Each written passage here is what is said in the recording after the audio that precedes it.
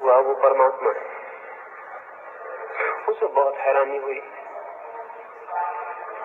और उसने पूछा कि राम के साथ बहुत लोग हैं, क्राइस्ट के साथ बहुत लोग हैं, बुद्ध और महावीर के साथ बहुत लोग हैं, मोहम्मद के साथ बहुत लोग हैं, लेकिन परमात्मा के साथ कोई क्यों नहीं?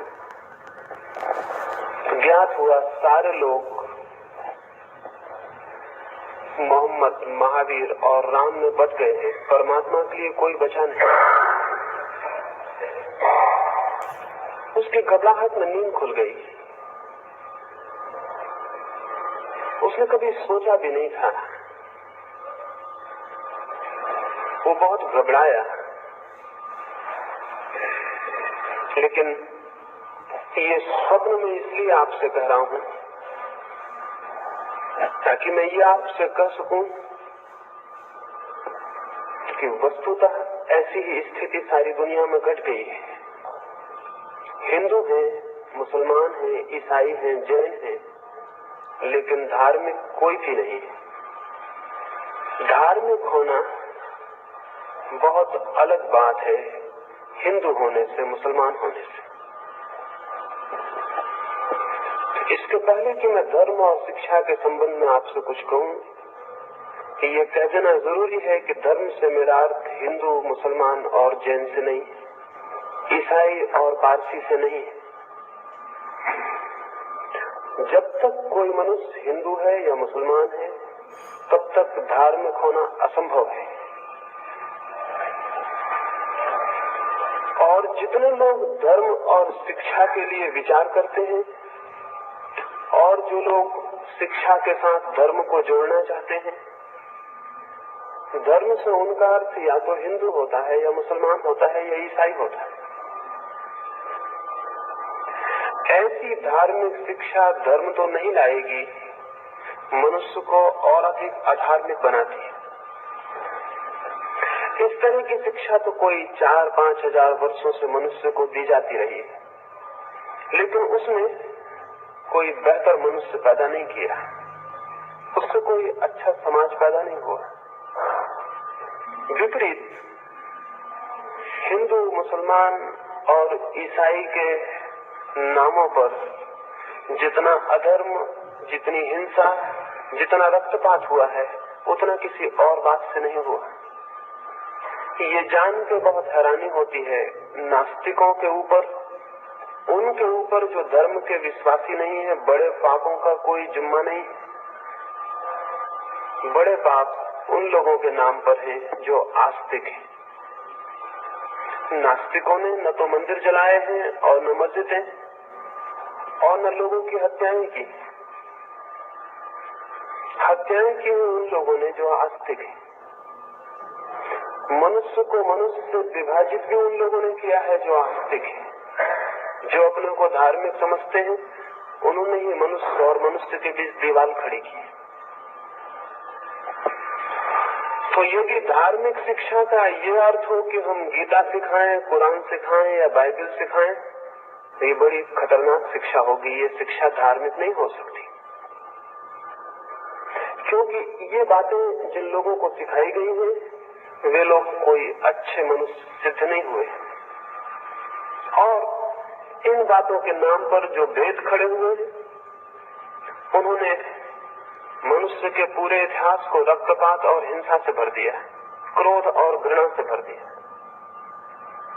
तो सबसे पहली बात तो मैं ये कहना चाहता हूं कि धर्म की शिक्षा से मेरा प्रयोजन किसी संप्रदाय, उसकी धारणाओं, उसके सिद्धांतों की शिक्षा से नहीं है।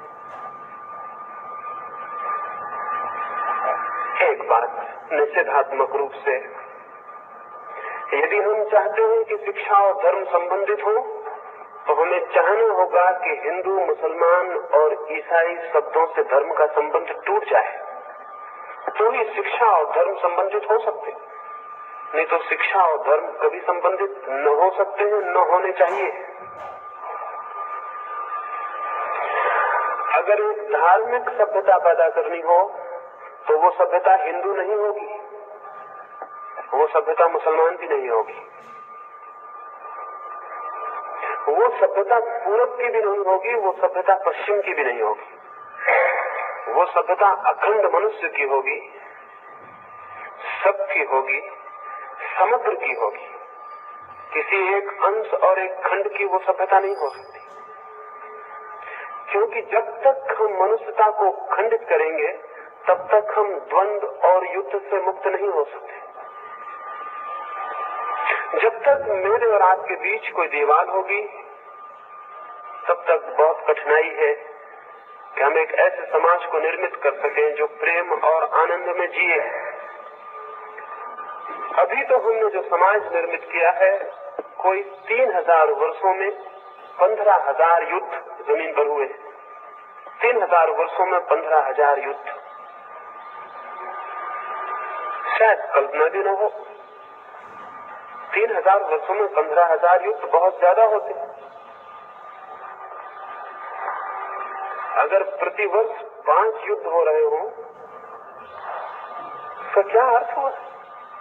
3000 वर्षों के इतिहास में केवल 300 वर्ष का छोटा सा टुकड़ा ऐसा है जब युद्ध नहीं हुए। वो भी 300 वर्ष इकट्ठे नहीं, कभी एक दिन, कभी 2 दिन, कभी 10 दिन जमीन पर युद्ध बंद रहा है। ऐसा सब मिला के कालखंड 300 वर्ष होते हैं। 300 वर्ष शांति और 3000 वर्ष युद्ध। और ये भी शांति कैसी, एकदम झूठी। जिसे हम शांति के क्षण कहते हैं, वे असल में शांति के क्षण नहीं है, बल्कि नए युद्ध की तैयारी के दिन। मैं तो मनुष्य के इतिहास को 2 हिस्सों में बांटता हूँ, युद्ध का काल और युद्ध की तैयारी का काल। अभी तक शांति का कोई काल हमने नहीं जाना है। ऐसा जो ये विभाजित मनुष्य है, इसके विभाजन में सबसे बड़ी दीवार आइडियोलॉजी, विचार, धर्म और धारणा की। बातें बदल जाती हैं। आज कम्युनिज्म है और अमेरिका का लोकतंत्र है, तो वे भी 2 धर्म बन के खड़े हो गए। उनकी भी लड़ाई 2 धर्मों जैसी लड़ाई हो गई। क्या ये नहीं हो सकता कि हम विचार के आधार पर मनुष्य के विभाजन को समाप्त कर दें? क्या ये उचित है कि विचार जैसी बहुत हवाई चीज के लिए हम मनुष्य की हत्या करें? क्या ये उचित है कि मेरा विचार और आपका विचार मेरे हृदय और आपके हृदय को शत्रु बना दे?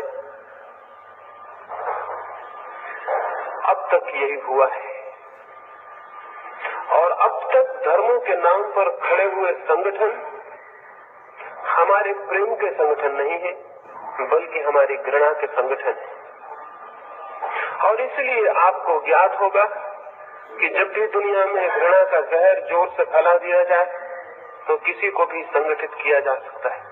एडोल्फ हिटलर ने अपने आत्मकथा में लिखा है, अगर किसी कौम को संगठित करना हो तो किसी दूसरे कौम के प्रति घृणा पैदा कर दो,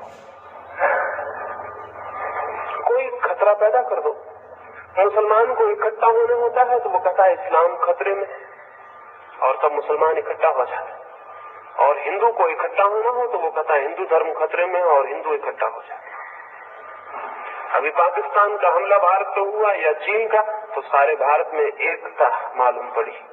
वो एकता एकदम खतरनाक और झूठी। वो प्रेम की एकता नहीं, वो सामने खड़े दुश्मन के खिलाफ जो हमारे मन में घृणा है उसकी एकता है। दुश्मन चला जाएगा, एकता भी चली जाएगी।